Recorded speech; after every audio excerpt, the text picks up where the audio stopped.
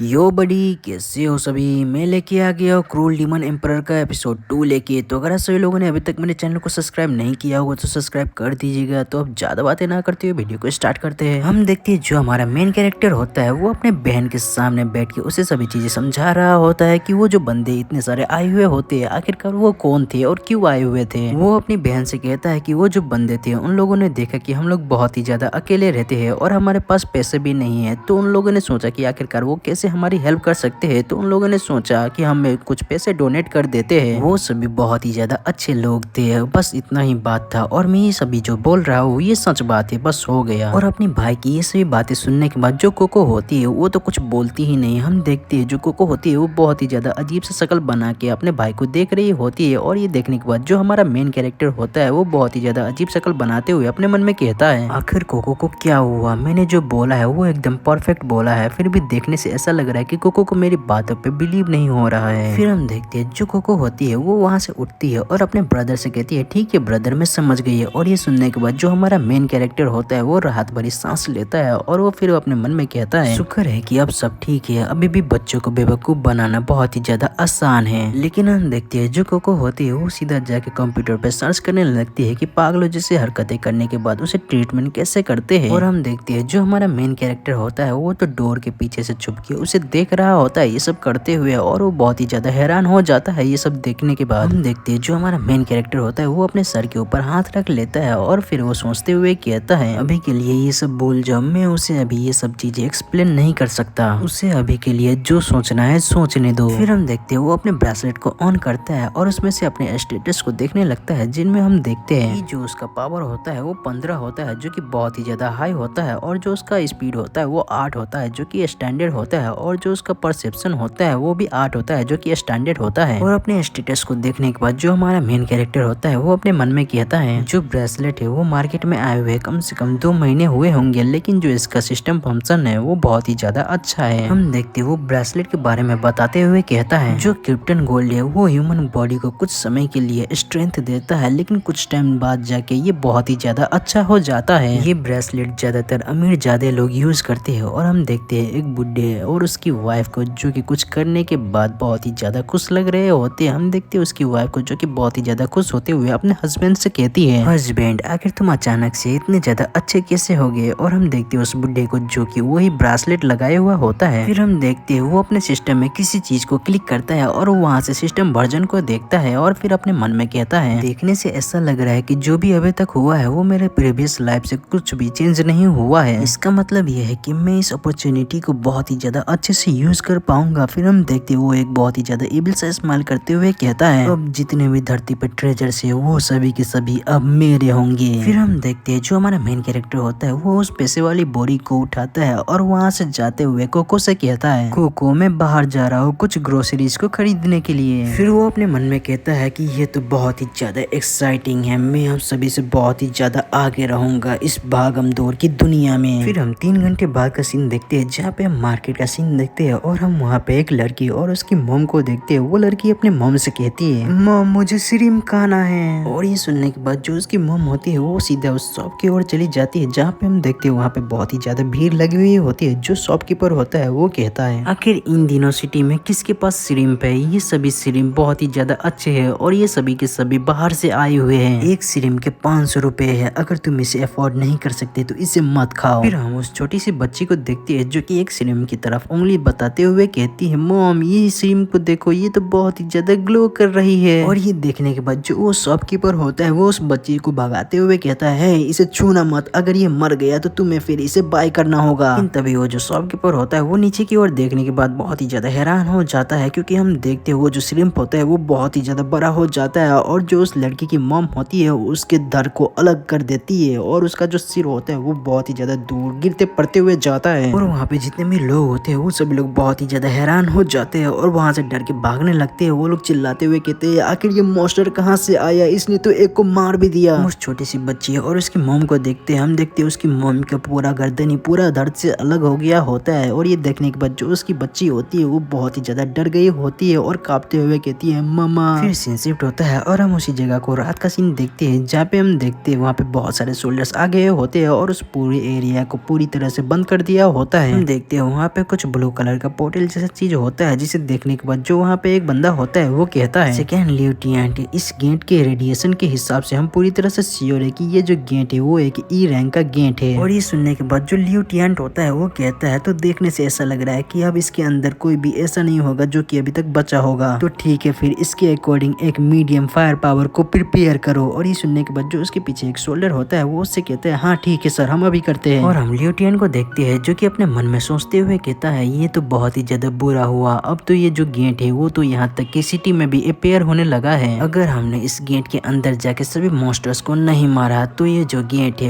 ये 72 घंटे बाद पूरी तरह से ओपन हो जाएंगी। अगर ऐसा होता है तो उस गेट के अंदर से सिर्फ मॉन्स्टर्स ही बाहर नहीं आएंगी, बल्कि ये जो पूरी जगह होगी वो पूरी तरह से पोल्यूटेड हो जाएगी। जो रेडिएशन है वो लगातार मॉन्स्टर्स को प्रोड्यूस करती जाएंगी, और अगर ऐसा होता है तो ये बहुत ही ज्यादा बड़ी डिजास्टर होगी पूरे के पूरे सिटी के लिए। हम उसके साइड में एक बंदे को देखते हैं जो कि बहुत ही ज्यादा खुश होते हुए बहुत ही ज्यादा चिल्लाते हुए कहता है क्या कहा, क्या तुम सच कह रहे हो, क्या तुम हमें बहुत ही ज्यादा पैसे दोगे। और हम देखते हैं वहाँ पे तो बहुत ही ज्यादा भीड़ लग रही होती है, और जो वहाँ पे बंदे पैसे दे रहे होते हैं वो लोग सभी से कहते हैं तुम सभी को इतना ज्यादा जल्दबाजी करने की कोई जरूरत नहीं है, तुम सभी लोग लाइन में लग जाओ, सभी को अपना अपना हिस्सा बराबर मिलेगा। और ये देखने के बाद जो लिeutenant होता है वो बहुत ही ज्यादा गुस्सा हो जाता है और उन लोगों से कहता है हे तुम सभी लोग, तुम सभी ने सुना नहीं। फिर वो अपने सिगरेट को नीचे फेंकते हुए उसे कुचल देता है और फिर उन सभी लोगों से कहता है ये प्लेस पूरी तरह से क्लोज हो चुकी है, जो नॉर्मल सिविलियंस है वो पहले ही लीव कर चुके हैं, तो इसलिए तुम सभी लोग जल्दी से जल्दी यहाँ से चले जाओ। फिर हम एक लेडी को देखते हैं जो कि एक कार से निकलते हुए कहती है वो सभी के सभी नॉर्मल सिविलियंस नहीं है, जब वो सभी के सभी अपने ब्रासलेट को पहनेंगे तो फिर वो सभी के सभी किसियन प्लान के पार्ट बन जाएंगे। और ये सुनने के बाद जो लिeutenant होता है वो उसकी तरफ देखते हुए उससे कहता है क्या मैं जान सकता हूँ कि आखिर तुम कौन हो। और ये सुनने के बाद फिर वो जो लेडी होती है वो थोड़ा सा घबराते हुए कहती है तुम मुझे प्रोसेसर हुआ बुला सकते हो, I am the director of deep space technology department, हम लोगों ने पहले मिलिट्री से स्पेशल ऑथराइजेशन ले लिया है। फिर वो लेडी कुछ पेपर्स लिeutenant को देते हुए कहती है ये सभी ऑथराइजेशन है गेट के अंदर जाने के लिए। और ये सुनने के बाद जो लिeutenant होता है वो तो बहुत ही ज्यादा हैरान हो जाता है, वो अपने सर के ऊपर हाथ रखते हुए कहता है क्या कहा, क्या हायर हाउस पागल हो गए, आखिर उन लोगों ने ऐसे डॉक्यूमेंट्स के ऊपर साइन क्यों किया है। फिर हम अपने मेन कैरेक्टर को देखते हैं जो कि उन दोनों को दूर से देख रहा होता है। हम देखते हैं अपना मेन कैरेक्टर अपने मन में कहता है मैंने नहीं सोचा था कि ये भी यहाँ पे होगी, ये जो पर्सन है इसने ही प्रोटोटाइप ब्रासलेट को इन्वेंट किया है, द जीनियस साइंटिस्ट हुआ क्विंग। और हाँ ये फ्यूचर में 10 डिमोनिक में से एक डिमोनिक मास्टर बनने वाली है जो कि है द ब्रेन ईटिंग विच। फिर हम उस लेडी को देखते हैं जो कि ताली बजाते हुए कहती है तो मुझे लगता है कि सभी लोगों ने ब्रासलेट के पावर को पूरी तरह से समझ लिया है, तो लगता है कि अब समय आ गया है, अब तुम लोगों के पास एक चांस है अमीर बनने का। वहाँ दूर तुम्हें एक गेट दिख रहा होगा, जो भी पर्सन उस गेट के अंदर जाके जिंदा बाहर आएगा उसे $1 मिलियन